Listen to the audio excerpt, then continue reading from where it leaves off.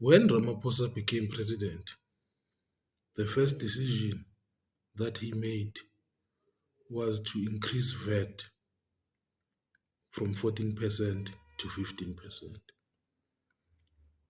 And the reason why he did that was because he wanted to make sure that his friends, who happened to be business owners and captains of industry, would benefit.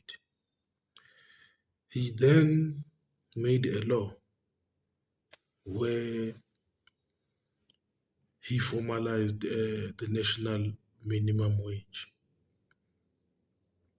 And if you analyze that decision properly, you quickly realize that Cyril Ramaphosa knew that this law would never be enforced because he himself is a businessman. He owns a lot of businesses, farms, including Phala Phala, where he keeps undeclared dollars.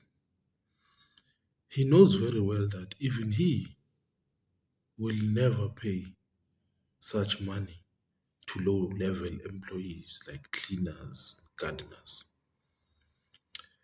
If we also look at the laws that the government of Ramaphosa introduced, and like for example, the expropriation without compensation, or as they say, with nil compensation. He knew very well that that law would never benefit black people. If we also look at the Bella Act, which he signed into law, that law was signed, but we have not seen any changes in the education system. And then we also look at the NHI bill, which they signed as the GNU government. But if we look at the health sector, we still see no changes.